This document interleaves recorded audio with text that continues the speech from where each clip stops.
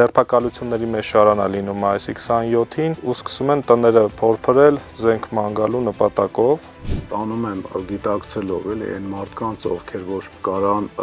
իրենց հետևից մարդ տանեն, կարան ֆինանսավորեն, Գլխատում են կարճ գլխատում են։ Ուրֆան այն միակ տեղերից է, որտեղ մեծ դեր են ունեցել ինքնապաշտպանական մարդերի Զենքը ձեռքին կանայք եւ երեխաները։ Դեռևս մի քանի ամիս առաջ հայկական իշխանություն Էդեսյան։ Լավ է, դի ոնց որ շատ հեռվից ես գալի։ Հա, ինչի՞ չէ, դա նշանակում է, որ Բարև ձեզ հարգելի հայրենակիցներ։ Բարև ձեզ։ Այսօր մեր հերթական հաղորդումն է լինելու Արևորդի Վարդանովներ ոդկասթի։ Այսօր խոսալու ենք Ուրֆայի ինքնապաշտպանական մարտերի մասին։ Էդեսիայի 1915 թվականին։ 1915 թվականին դեռ մարդիկ կային, ով Ուրֆային Էդեսիային ասում։ Հա, բան չասած։ Ինչի սկսենք, ներկայացնենք Ուրֆայի վիճակը։ Համառոտ մեր քաղաքացիները այնքան էլ կարծում եմ տեղեկացված չեն Ուրֆայի գտնվելու վայրի մասին։ Ուրֆան Հալեբից մի քիչ հյուսիս է գտնվում։ Ինքը այն տարածքն է, որը որ խաչակիրները առաջի խաչակիրների կոմսություն սարքեցին, Էդեսիայի կոմսություն։ Զարմանալի է, բայց իրանք այդ Էդեսիան խլել էին ոչ թե թուրքերից, կամ Նուրեդդինի կամ Աթաբեկ Զանգիից, չէ։ Իրանք խլել էին Թորոս անունով, ինչքան հիշում եմ, Թորոս անունով հայ իշխանից։ Եվ առաջի խաչակրաց իշխանությունը, որը որ ստեղծվել է 1096 թե 7 թվականին, Երուսաղեմը վերցնելուց առաջ, եղել է հայ նախկինում, դեռևս մի քանի ամիս առաջ հայկական իշխանություն Էդեսյան։ Լավ է, դի ոնց որ շատ հեռվից ես գալի։ Հա, ինչի՞ չէ, դա նշանակում է, որ ճիշտ է, բանա Կիլիկիայի, Էդեսիայի եւ Ալեքսանդրետի մասին կարծիք կա, որ հայերը բնիկ չեն, այո, իրանք բնիկ չեն, բայց իրանք այնքան վաղուց են եկել, որ մեզանից հետո ով եկել է, հանդիպել է ամենահին ապրող, մենք տարածքում մենք ենք եղել։ Թուրքերը լինեն, քրդերը լինեն, միջայլոց ասենք Ալեքսանդրետից տարբերվում է, որ այնտեղ քրդեր շատ են եղել։ Հենց անմիջապես Էդեսիայում այնքան էլ չէ, բայց հենց կողմի գյուղերում հա շատ են։ Քրդական գյուղեր շատ են եղել։ Ու իրենց սիրած զբաղմունքով են էլի զբաղվել։ Այո, բնական է։ Քարավանների, ճանապարհների մեկ պաշտպանություն, մեկ էլ թալան։ Իսկ հայերի դեպքում թուրքական Համիդիից առաջ ուղակի թալան հայերին, հետո Համիդիի շարքերում գրանցված այդ Աբդուլհամիդի ստեղծած կազակների կրկնօրինակ, ասենք, ավազակախմբերը, կարճ ասած, մի քիչ ավելի բարդ տարածք է եղել Էդեսյան, որտեղ ծով չի ունեցել։ Ծով չի ունեցել 1915 թվականին հեռու էր եւ ռուսական ճակատից եւ անգլիա-ֆրանսիական զորքերն էին շատ հեռու, այսինքն իրանք մենակ կարային իրաց վրա հույսը դնեին ու արդեն մինչև մայիս ամիս շատ քարավաններ էին հանդիպել դեպի Դերձոր գնացող, դեպի Տիգրանակերտ գնացող ու թուրքական Օսմանյան երիտուրքական իշխանության հրամաններին հակառակ սնունդ էին միշտ հասցնում։ Կարողանում էին միշտ կաշառել տեղի թուրք կառավարիչներին, ոստիկաններին, որպեսզի ժանդարմաներին հիմնականում իրանք էին ուղեկցում։ Քշվող քարավաններին սնունդ էին հասցնում, ինչը իհարկե տեսնում էին թուրքերը, բայց ոսկու դիմաց աշկ էին փագում։ Մինչև մայիս ամիս ուրֆացիներին ձեռ չէին տալիս։ Հա, չէ, մեկ էլ արժե հիշել, որ Ուրֆայի բնակչությունը պարբերաբար, ասենք, սկսած 19-րդ դարի վերջից 90-ական թվականներին, կարծեմ 2 թե 3 ապստամբություն է բարձրացրել եւ Շատ կռվողային է։ Հեսա որ պատմենք, մարդիկ կհասկանան, ինչքան պատրաստված մարդիկ են եղել տեղը։ Ու նշեմ, արդեն մայիսի 27-ին ձերբակալությունների մեջ շարանա լինում մայիսի 27-ին ու սկսում են տները փորփրել զենք ման գալու նպատակով։ Փաստաթղթե կուսակցական փաստաթղթեր են հավաքում, որտեղ ոչ միայն զենք, այլ նաև դասալիկներին ման գալով, իրաց մոտ դեռ բան չէր եղել իրականում, որովհետև դասալիկները առաջի համաշխարհայինի ձմեռվանից թուրքական բանակում շատ մեծ թիվ սկսեցին կազմել եւ դասալիկների իրականում ման էին գալի, իսկ հայկական բնակավայրերը դասալիկների ման գալու պատրվակով էին մտնում էին, հա, տները մահանայով, Առիթ էին մանգալի տեղից հանելու։ Այո։ Ու Ուրֆայում խնդիր ունեին, երբ որ ինքնապաշտպանությունը սկսեց, խնդիր ունեին շուտ վերջացնեին, ինքնապաշտպանական ուժերի հարցը լուծեին ու հանգիստ առաջ շարժվեին դեպի ռուսական ֆրոնտ կամ դեպի անգլիական։ Չէ, դե ավելի շուտ դեպի բանա միջագետքի հյուսիս էր արդեն մոտենում անգլիական բանը զորախմբը։ Անգլիական զորախմբի դեմ ուղղակի հարցեր էր, դրա համար զոհերին մեծ ուշադրություն չէին դարձնում։ Մայիսի 27-ին ասացի արդեն ձերբակալություններ սկսվեց ու Մայիսի 27-ին։ Մայիսի 27-ին, հա։ Ու տեղում ինքնապաշտպանական կազմակերպչական գործում մեծ դեր ուներ տեղի վարդապետ Արտավազդ Գալենտերյանը ու Ես էի հիշում, որ բանը ավելի շատ աշնան սկիզբ էր բաները։ Ձերբակալությունները, այսինքն նոր սկսում են ինքնապաշտպանական ուժերը, չէ։ Երբ որ նոր արդեն որոշում էին պետք է ջարդերի, ոնց որ ասած, մեքենան արդեն խոդ էր ընկել, այնպես ասած։ Շարժվեց անիվը։ Ու տեղում էլի եկեղեցականները մեծ դեր ունեին, ինչպես նշեցի Արտավազ վարդապետ Գալենտերյանը ու բողոքականների պատվելի ունեին Սողոմոն Աքելեյան, ովքեր մեծ դեր խաղացին ինքնապաշտպանական ուժերի կայացման մեջ։ Իհարկե ամենաաշխի ընկնող ինքնապաշտպանության հրամանատարը Մկրտիչ 7 Եղբայրյանն էր, շատ հարգված ընտանիք էր։ Շատ հարգված ընտանիք էր ու ինքը արդեն 1908 թվականից սկսել էր զենք հայթայթել Ուրֆայի ու Կողի շրջանների համար, իր մասին տարբեր լեգենդներ կան։ Ոնց ես հասկանում եմ, նաև ինչ որ ազգակցական կապի մեջ էր Կիլիկիայի 7 Եղբայրյանների։ Կարող է։ Ու տարբեր տեղերից մզկիթներից ոսկեր գողանում, գորգեր էր գողանում, տանում, ծախում էր տարբեր քաղաքներում, դրա դիմաց զենք էր բերում, քրդերի պատմում եմ, որ շատ բոյով հաղթանդամ տղամարդ է։ Հա, բայց կարում էր քուրդ ձևանար, գողանալ է այդ չափսի մարդը գողություն դժվար է։ Երևի ավազակային հարցակում իր մասին պատմում, որ գողանում էր, կարողանում էր գումար Ուրֆա հայերը այդքան էլ երևի հարուստ չէին կարում զենք գնեն ու ինքը ստիպված իր միջոցներով էր իր գտած միջոցներով էր միևնույն ժամանակ Ուրֆայի հայերը այնքան էլ աղքատ չէին իրականում, որտեվ հա կարողանում էին գումար հավաքել, որ ասեցի այդ 27-ին ձերբակալություններ եղավ, կուսակցական ցուցակներն էլ էին իրենց մոտ վերցրել, ու այդ կուսակցական ցուցակները կարողանում են իրենց ձեռքերից առնեն, 200 ոսկի են տալիս դրա համար, հետո ոչնչացնում են։ Ու Մկրտիչ 7 Եղբայրյանը մի ժողով է լինում մայիսի վերջերին, որտեղ չեն կարողանում կողմնորոշվել, քաղաքի երևելիները որոշում են, որ չէ, պետք չէ ինքնապաշտպանության դիմել, չնայած վարդապետը ու բողոքական Սողոմոն Աքելեյանը ասում է կողմ էին, դեմ չէին ավելի ճիշտ ինքնապաշտպանության։ Իսկ քաղաքի երևելիները, ինչպես շատ տեղերում, որոշեցին միջև վերջ ընդհանումների չգնան։ Դեմ էին ու 1000-ից ավել, թե 1500 երիտասարդ։ Այսա կհասնենք դրան։ Ամսի 6-ին ու այդ ժողովի ժամանակ Մկրտիչ 7 Եղբայրյանն էդի հունիսի Մկրտիչ 7 Եղբայրյանը որ հայտնվում է պատահական ինքը ռոզիսկի տակ էր այդպես ասած իշխանությունները իրան ման էին գալիս փնտրում էին պատահական հայտնում է ժողովի ու չի կարողանում համոզի ու արդեն ստիպված դուրս է գալիս ինքը քաղաքից որպեսզի իրեն անգալու պատրվակով չմտնեն տները ու սկսեն թալանը դուրս է գալիս ու հեռանում է դեպի Սուրբ Վանեսի լեռը ու արդեն ամսի 6-ին ոստիկանությունը իմանում է դրա մասին, ժանդարմներով շրջապատում են այդ լեռը ու սկսում է առաջին մարտը։ Մկրտիչ 7 Եղբայրյանն է իր մարտախումբն է ունենում, մենակ իհարկե չի լինում, իր աղբերն է լինում Սարգիս 7 Եղբայրյանը ու մնացածը մանուները արդեն չի նշվում։ Ու ասեմ, որ էլի գերմանացիներ կային։ Դե ոնց կարելի առանց Յոհաննես Լեյբզիուսի հիմնած գորգագործանի ղեկավարը տնօրենը մեծ ներդրում ունեցավ հայերին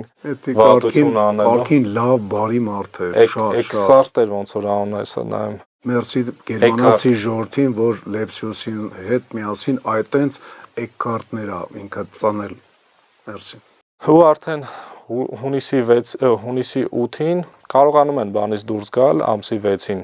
7 Եղբայրյանն իր մարտախմբով զոհեր պատճառելով ժանդարմերին կարողանում է այդ շրջափակումից դուրս գալ, վերադառնալ Ուրֆա ու արդեն ամսի 8-ին Կողի գյուղերից մեկի բանին են, գյուղապետին են սպանում ու ամսի 8-ին ձերբակալում են 16 կարևոր կարկառուն երևելիներին հայ Ուրֆայի։ Աքսորում են, բայց բանտում եղած ժամանակ Մկրտիչը կարողանում է ներթափանցել ներթափանցի եւ հանդիպի համոզի, որ ծրագիր են ցույց տալիս, որ կարող է իրենց փախուստը կազմակերպել, բայց երևելիները հրաժարվում են, ասում են անznազոհ են լինում, այդպես ասած չեն ուզում փախնեն ու իրենց պատճառով սկսեն Ուրֆա հայության։ Այլ էստե մի հատ նուրբ պահ կա, իրանք հրաժարվում են ոչ թե վախից, այլ քանի որ իրանք ձերբակալել էին որպես Ուրֆա քաղաքի հայության ներկայացուցիչներ, իրենք քաջ գիտակցում են, որ իրենց փախուստը կբերի ջարդերի եւ իրենք ինքնազոհաբերվեցին, դա էլ շատ կարեւոր է։ Մեծահարուստները ինքնազոհաբերվեցին հանուն իրենց ազգականների, իրանց ընտանիքների, իրանց համակարգացիների։ Դա շատ հազվադեպ բան է,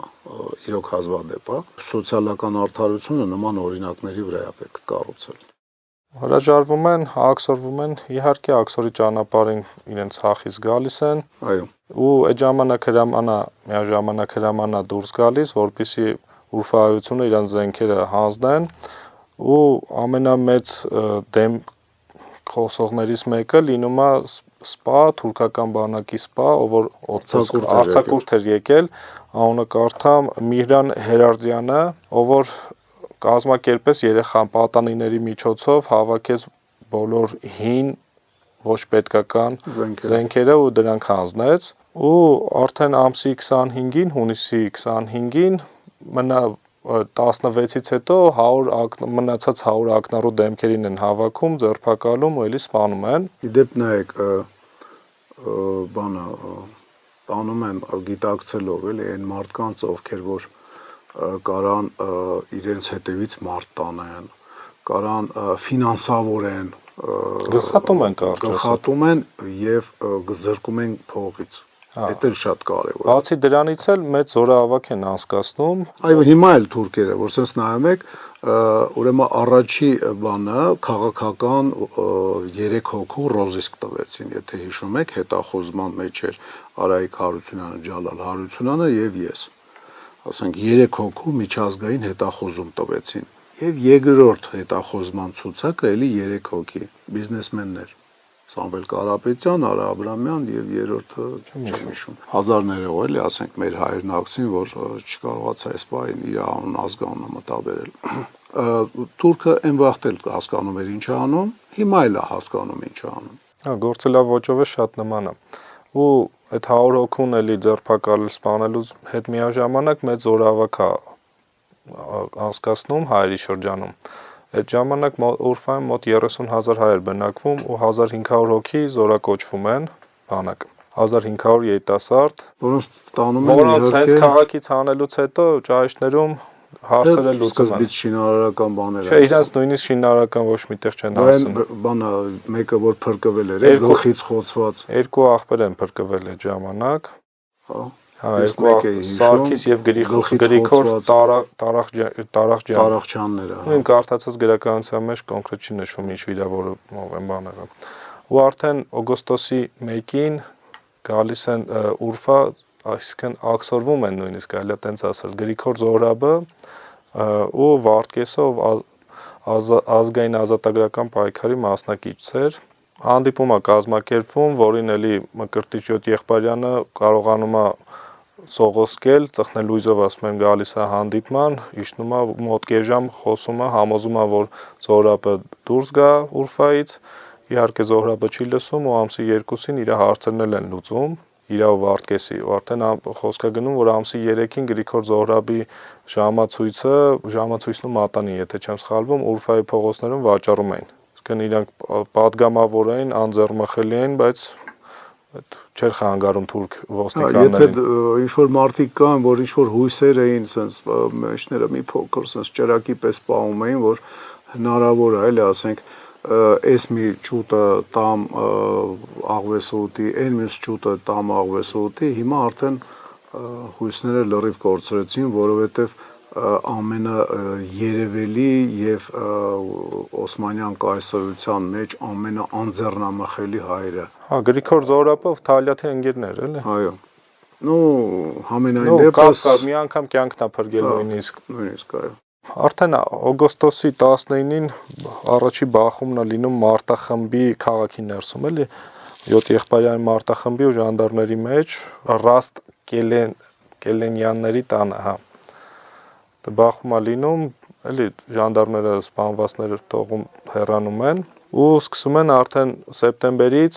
դասալիքների, այսպես կոչված դասալիքներին այդ երկու եղբայրներին փորձում են իրենց ման գալու, փնտրելու պատրվակով մտնեն բոլորի տները, տեսնեն ինչ կա։ Ու երկրորդ բախում այդ ժամանակ մի քանի ոստիկան է սպանվում ու ոստիկանները հայկական թաղամասերից փախնում են ուղակի։ Դա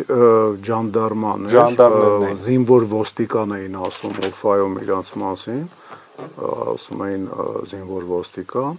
դա ժանդարմերյան է։ Սկզբից իրանք էլ հենց մենակ գործել են։ Սկզբից մենակ իրանք կանոնավոր էին, բանակը շատ ուշ է մոտեցել համեմատաբար։ Կարծեմ Ջեմալ Փաշան էլ իրանց առաջնորդեց դեպի Ուֆա։ Ֆարխի Փաշանը, Ֆարխին։ Ֆարխի, հա։ Ու նախորդ արդեն տների ամեն տուն իրար մեջ կապ կուներ, գետնափոր,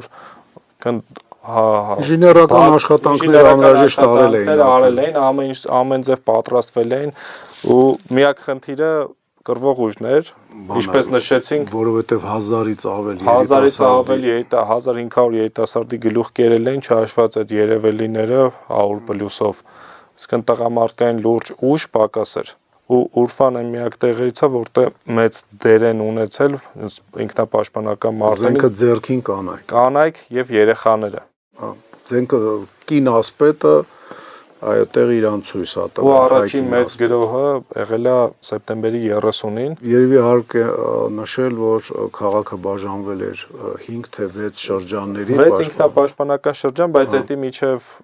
այդ հարձակումից հետո է եղել։ Երբ որ թուրքերը մտել են ու իրancs թվացել է, հեսա շատ հանգիստ հաղթեր Մկրտիչ 7 եղբայրյանը շատ խելաց աղվես չի տվել կրակել, այո։ Չի թողել ներսա քաշել։ Մտնեն նեղ միջնադարյան քաղաքի փողոցները, նեղ։ Մտել են եկեղեցու բակ, կաթոլիկ եկեղեցու բակ ու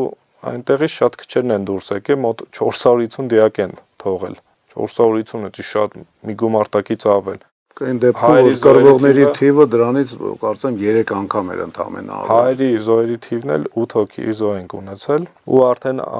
դրանից 1 օր հետո զինվորական մարմինը ստեղծվեց, ով ղեկավարում էր Մկրտիչ 7 եղբայրյանը, իր օգնականներն էին Հարություն Ռաստկելենյանը,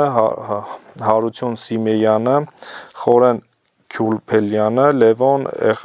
Էղբերջերյանը, հա մի քիչ դժվար եմ կարդում, արամատահայերեն մի քիչ բարդ է։ Ու հոսպիտալ է կազմակերպեցին, Տեր Պետրոսյանները շատ ընդարձակ տուն ունեին, այնտեղ հոսպիտալը դարձավ, բաժանվեց 6 ինքնապաշտպանական շրջանի ու 32 կարևոր դիրք կար այդ 6 ինքնապաշտպանական շրջանում։ Ու արդեն կարելի ասել ինքնապաշտպանական մարտերը սկսվել էր, բայց քանի որ պատահական էր սկսվել, 100 հայ մնացել էր այդ գերմանական գորգագործարանում, այդ էսկարտի հսկողության տակ, որը փորձեց 3-ին, 2-ին համոզել էր, որպեսզի լրտեսություն անեն, ուղարկել էր հայկական թաղամաս, 2-ին վստահեցնելով, որ եթե դուք դա չանեք, ձեր ընտանիքների գլուխը կուտեմ, ովքեր իր ձեռքում են։ Ստանդարտ հայից ինչ-որ բան ստանալու ձևով։ Այդ մյուս կինը ուղղակի փորձել էր ամեն գնով անցնել հայկական թաղամաս, որպեսզի մասնակցեր ինքնապաշտպանական մարտերին։ Այդ 100 հոգուց մեծ մասին կարողացան անցկացնել մարտախմբերը, անցկացնել հայկական թաղամասեր ինքնապաշտպանական շրջան։ Հոկտեմբերի 1-ից հայկական թաղամասերը պաշարման մեջ էին։ Հա տարբերակներ էին ման գալիս։ Օրինակ այդ կանանց պահով արժե ճշտել sense մի բան էլի, իրանք 3-ն էլ խոստովանականով ներկայացել են։ 3-ն էլ ներկայացել են։ То есть եթե մեզ հայտնի է այդ փաստը, ուրեմն հա։ Չէ, դա շատ կարևոր է նշել, որտեվ չեն դավաճանել։ Շատ սխալ հիմար խոսույթներ է մեկ-մեկ անգամ ականջիս հասնում, որ դե հային բնորոշ է դավաճանելը, հայը վասակցունի է ունեցել, հայը էս դավաճանեն, այտենց չի։ Այտենց չի, նույնիսկ անդելանելի վիճակներում, ասենք հայ կանայք, ասենք այս մեկը ոնց որ վաղինակը նշեց, ամեն գնով փորձում էր գար ու պատերազմեր թուրքերի դեմ, երկուսն էլ հենց հասկանում են, որ ինչ կոտորած է սպասում իրենց հայրենակիցներին, իրենք խոստովանում են հրամանատարությանը, ինչ բանով առաջադրանքով են ներթափանցել հայկական Ու թաղամասը։ արժի նշել, որ Urfայում էլ զինագործարան կար, ով ղեկավարում էր Հարություն Սիմեյանը։ Բացի դրանից կանայք ու երեխաները էլի ամեն ձև կապար էին հավաքում, արճիճ, որպեսզի գնդակ սարքեին, ձեռնառումբեր ստանային ու արդեն ամսի 2-ին շատ արկածախնդիր օպերացիա են իրագործում, ավանտյուրնի, հա, որպեսզի կարողանան վերջնական թուրքերին, քրդերին,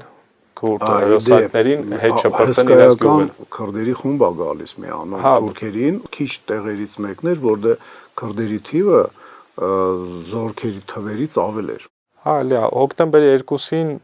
երբ որ արդեն պաշարված էր քաղաքը, էլի հարձակում է լինում, նույնպես թողում են առաջանան քրդերը ու մոտ 100 զո այդքան եւ ավել վիրավոր պատճառելով դուրս են շպրտում հայկական թաղամասերից ու դրանից հետո քրդերը ուղղակի փախնում են։ 10,000-ից ավել քրդեր, չհաշված ջանդարման, տողում փախնում են։ Հա, դե իրանք հիմնական թալանի համար էին գալիս ու երբ որ մեծ զոհեր էին տալիս, զոհվածը չի կարա թալանի այդ մտածելակերպը կար մոտները։ Թուրքական բանակը շատ ավելի շատ զոհեր տալով, ասենք հետ էր քաշում եւ գլխակորույս չէր փախնում։ Դե կանոնավոր բանակը այդքան է ճիշտ չի համեմատել բաշի բոզուկների հետ, այդպես ասած։ Հա, բայց ասենք քրդերը հիմնականում իրենց առաջնորդները Համիդիևով ծառայություն անցած, հիմնականում ասենք իրեգուլյար զինվորական հեծելազորային բաների մեջ գրանցված, այդ նշանակում է տարին մեկ անգամ գոնե ինչ-որ զբորի եկել հավաքվել են։ Բայց ամեն դեպքում իրենց նպատակները, խնդիրները տարբեր էր։ Հա, բայց ամենայն դեպս իրանց թիվը ու երևի ընդհանուր հայերի թիվը այդքան չկար, ինչքան ասենք քուրդ ավազակ էր հարձակվել, չհաշված ասենք հայերի թիվը հա չի նշվում, կռվող հայերի թիվը որտեղ մի 1000 քիչ մարդ է ողջ մնացել։ Դե որ մի 1500-ից 2000-ը չգերազանցեր, նաև այդ հայկական թաղամասը 5-6 պաշտպանական շրջան կարային ավելի լավ բարենպաստ պայմաններով ասենք կողքից եւս 3 շրջան ունենային չեն անում, որտեղ մարդ չի հերիքում։ Իսկ դա արդեն նշանակում է, որ իրանց թիվը սահմանափակ է եղել։ Ամեն ասենք պաշտպանական շրջան ռեալի մեջ, որ մտածում ես հերթափոխով պահելը, ասենք 200-250 հոգի հերթափոխով, ասենք դա նշանակում է 100 հոգի, 150 հոգի, ասենք մեկը մյուսին փոխարինող է եղել։ Դա որ հաշվում ես, գալիս կայանում է մի 1200 հոգի եւ մի 300 էլ ասենք համալրում կանայք են եղել։ Կանանց թիվը ոնց որ թե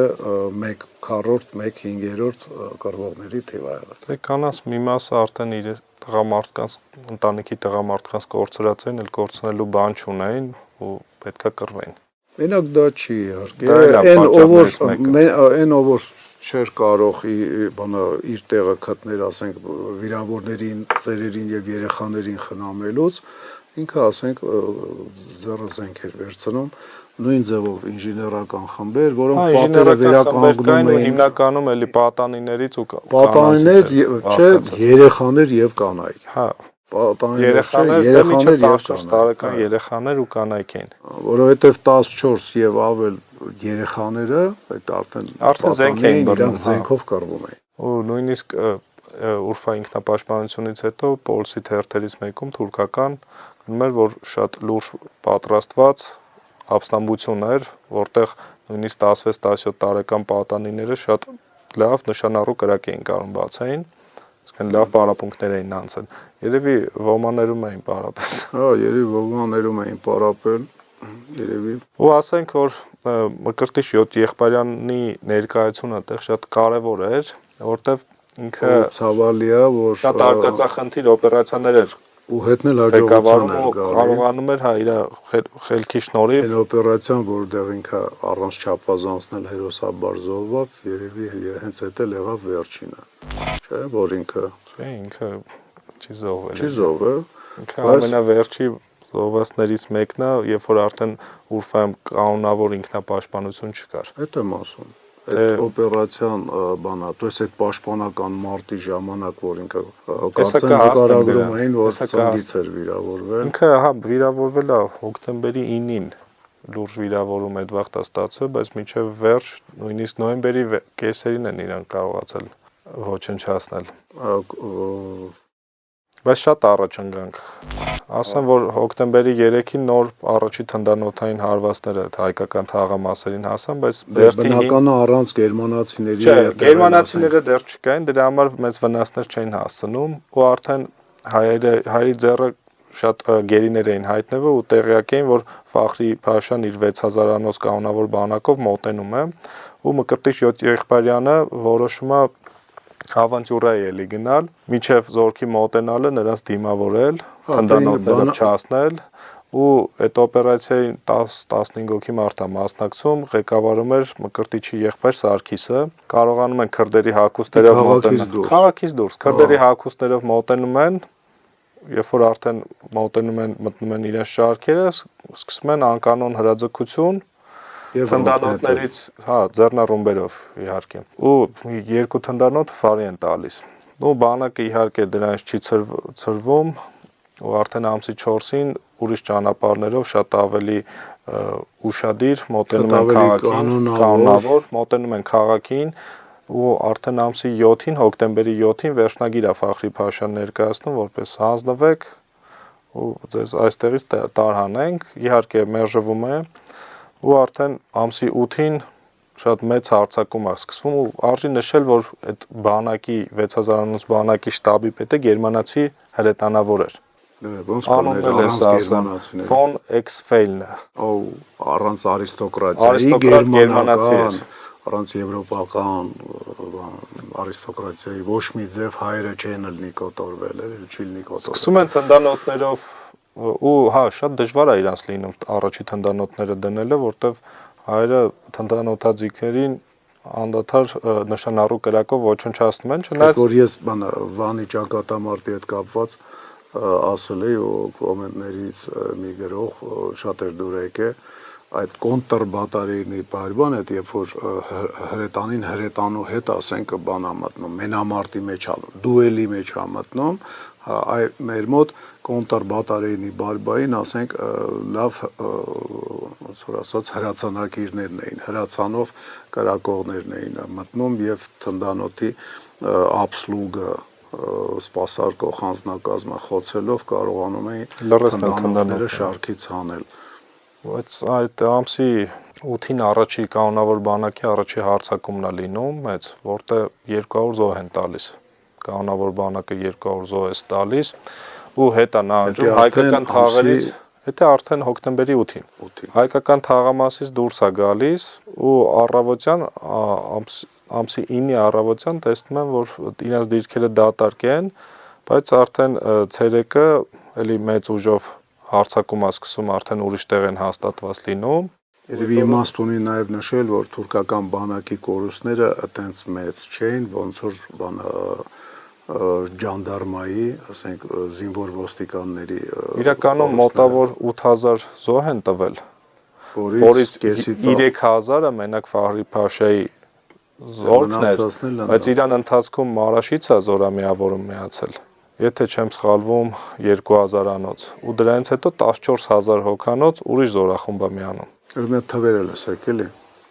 8000, 14000 դրանից առաջ։ Դե 6000 իրանք էին, դա ժանդարմներն ու բաները չհաշված։ Ժանդարման ու քրդերը, չերկեսները մի 15000 էլ իրանք ոչնչս շատ ուռած թիվ է, բայց ու իրանց դեմ տղամարդ համարյա չէր կռվում։ Կռվում էին կանայք 1500, 2000 երևի։ Քաղաքային մարտեր, որտեղ թնդանոթների շնորհիվ գերմանական նորագույն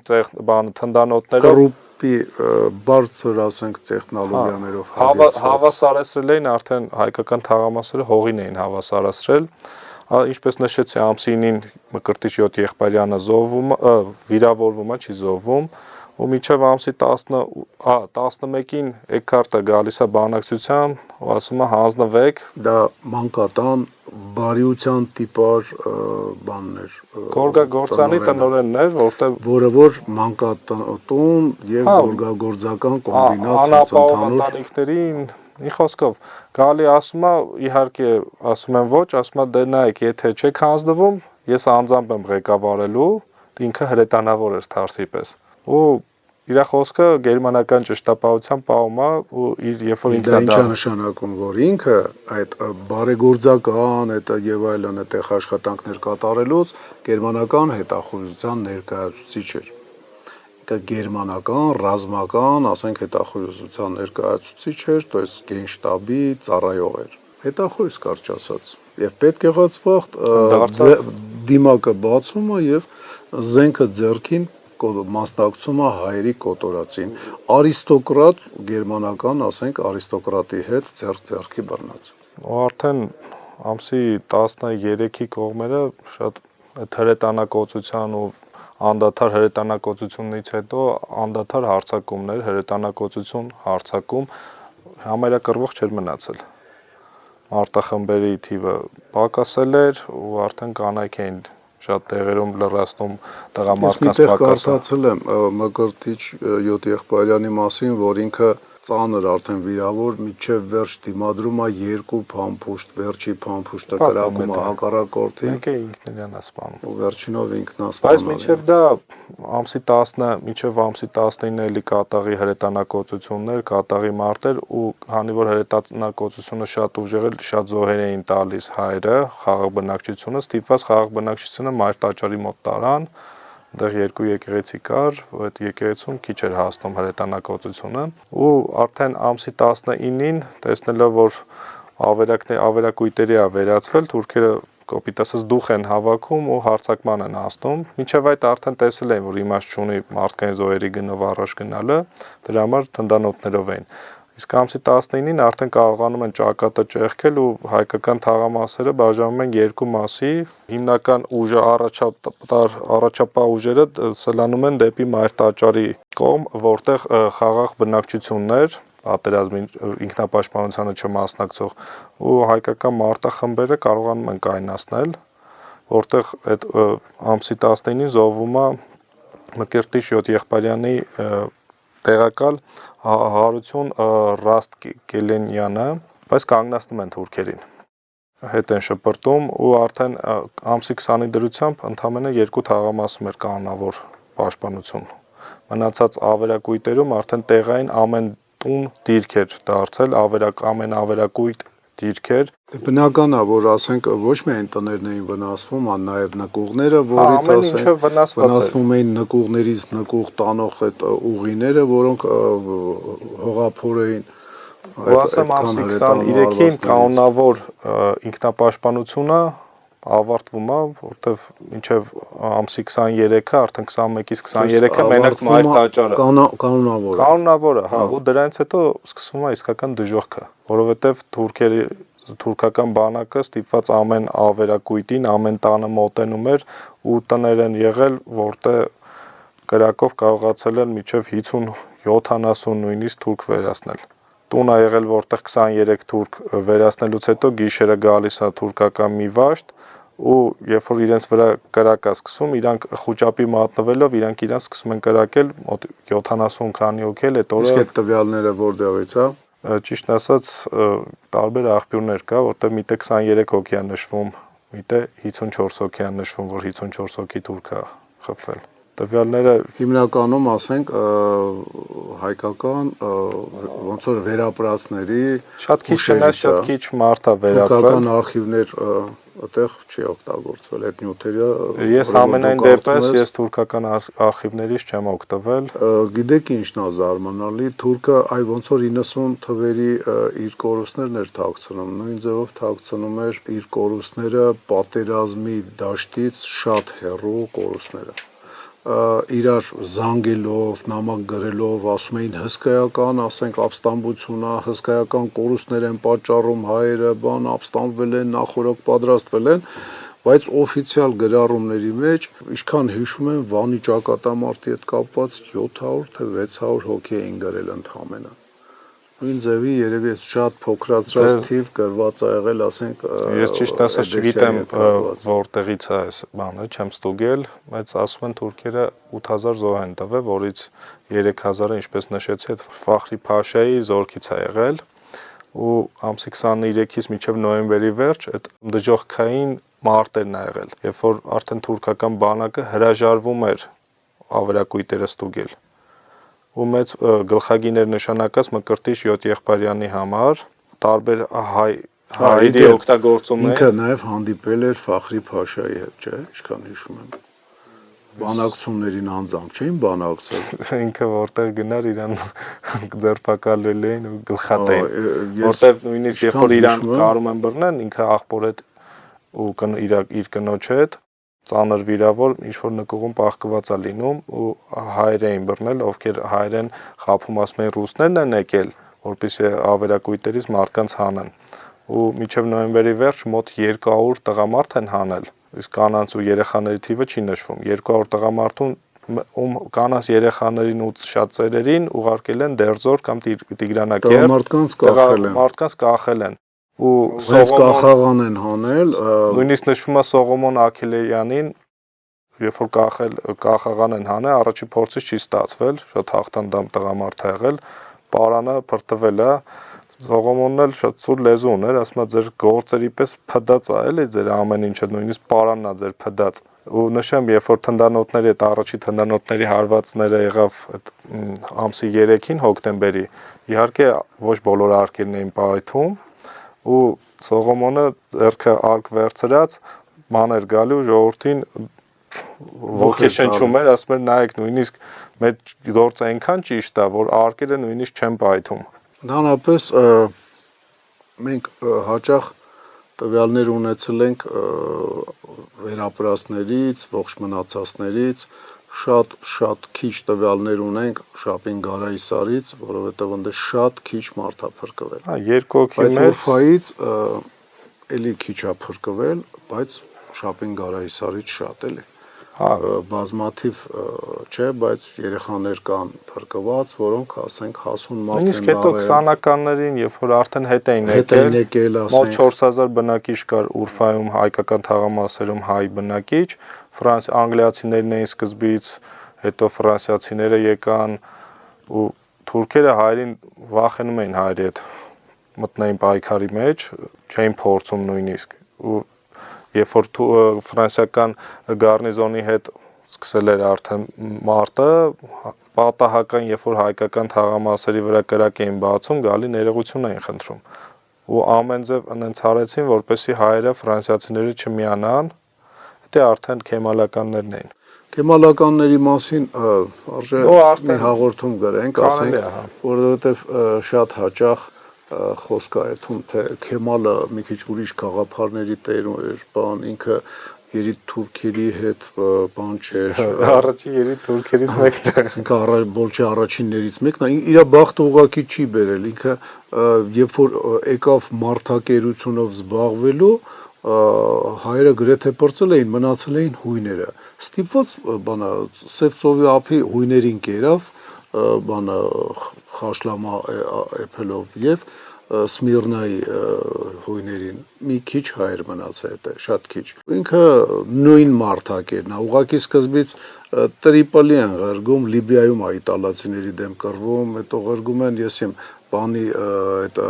Գալիպոլի, որ Ստամբուլի վրա են տալի ընդի է կռվում, то есть մարդակերությունով զբաղվելու ժամանակ չուներ ու այդտեղ բանը հայկական միս չկար կամ ոչ թուրքական։ Երբ հասավ իր բանը ժանիկները, բանը երախը, երբ հասավ քրիստոնեական մարմնին, ինքը նույն ձևով այդ իր կանիբալիզմը ցուցադրեց։ Դրա մասին արժե մի հատ հաղորդում գրել։ Ուրֆայի բանի մասին նաև նշել արժե, որ Ուրֆայի բնակիչները բանում չեն եղել հայկական լեգիոնում, բայց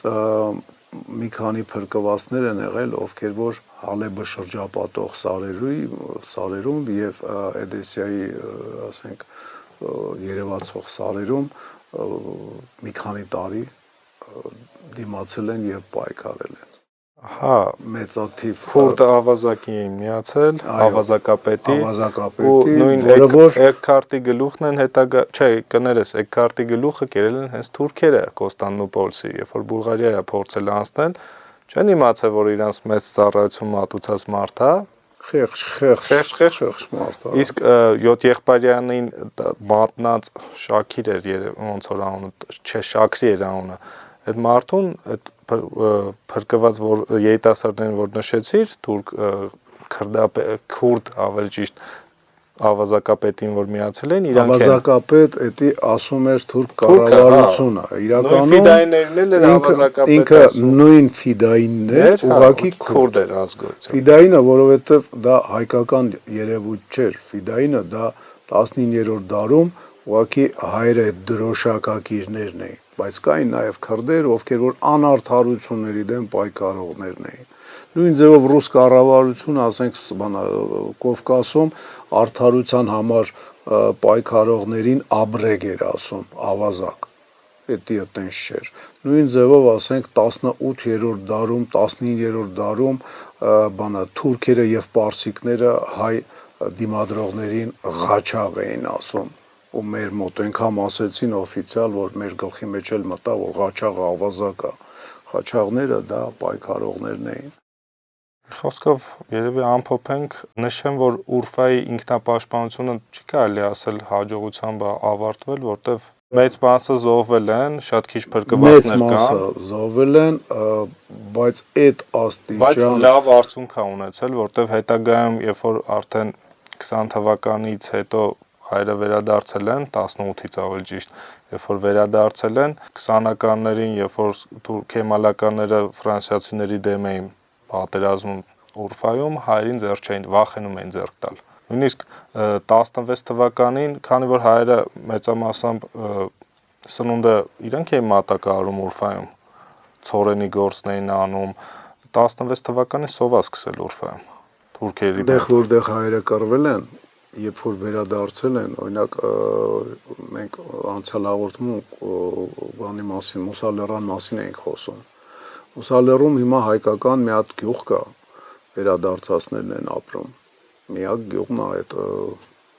մի քանի հայկական գյուղից մեկն է մնացել ու ասում են շրջապատ թուրքերը մի ուրիշ ձևի զգուշ են հետները, մի ուրիշ ձևի։ Նույնը Ուրֆայում եղել։ Ինչ կարողացել են մարդիկ արել են անհնարը եւ իրենց փոքրաթիվ բրծած ժառանգները, ողջ մնացած ժառանգները, ովքեր որ ծնվել են, իրանք հիմա վայելում են, չէ, բայց օգտվում են իրենց արիության, ասենք, բանից, համբավից օգտվում են ու դա լավ է, որովհետև դա ստիպում է, որ իրանք էլ արիուց լինեն էկվորց։ Երբ այսքանով, ամփոփենք, վերջացնենք։ Մի հատ էլ բան անենք, ու հետո կարող է ինչ-որ թեմաներ գտնենք, մյուսը ուրեմն գրում ենք Աթաթուրքի հումանիստ։ Չէ, արի ուրիշ ձև անենք, կոմենտներում մարդիկ թող մի քանի թեմա գրենք,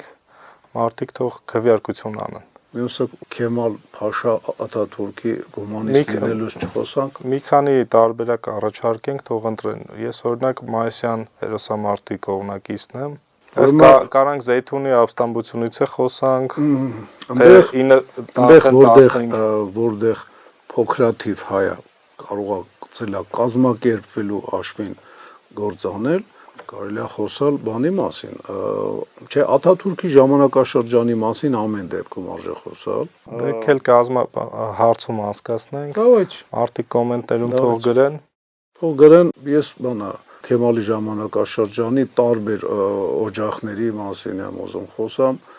ձեռս դրա համար եմ բարձրանում։ Մեկ ձայն արդեն Ես օրինակ դրա մասին չեմ ուզում, որտեվ շատ լավ ծանոթ չեմ այդ ժամանակաշրջանին։ Իսկ մեծ աշխատանք պետք է կատարեմ, իսկ մյուս ձայնագրմանը քիչ օրեր եմ մնացել, ավելի լավ է ուրիշ բանի է։ Այնքան էլ քիչ չի։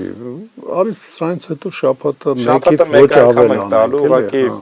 եթե մոռացել ես, ես 10 օրով բացակայելու եմ քաղաքից։ Դե բանը 3 օները զբորերի ժամանակ, ասենք, հա, տենց հնարավոր չի անցնել։ Մինչև այդ պետք է ձայնագրեք հաղորդումը։ Լավ։ Ուզում եմ հիշեցնեմ բոլորիդ, եթե ցանկանում եք այս հաղորդումները շարունակական բնույթ կրեն, գրանցվեք Դետքի Patreon-ին, մասնակցեք Ոմայի գործերին ֆիզիկապես, ֆինանսապես, թե ինֆորմատիվ, միշտ ակտիվ եղեք, ակտիվ քաղաքացի եղեք, իսկ ակտիվ քաղաքացի կարող եք լինել Ոմայի եւ մնացած ռազմամարզական կառույցների միջոցով։ Մի մոռացեք լայքել, մեկնաբանություններ թողել, եթե դուրները չի գալիս, թեման ձեր օգնությամբ կընտրենք։ Եթե դուրները չի գալիս ինչ-որ բան, դիսլայք դրեք, ակտիվ մասնակցեք թեմայի ընտրության քվեարկությանը, մենք կփորձենք, ես կփորձեմ լավ պատրաստվել, որտեվ ինչքան գիտեմ, հայրս ընդհանրապես չի պատրաստվում։ Ոչ մի անգամ։ Չէ, մի անգամ տեսել եմ, բաներ կար մոռացել էր վերհիշեց, բայց մնացած ժամանակ էդի բանը անուններ, ամիսներ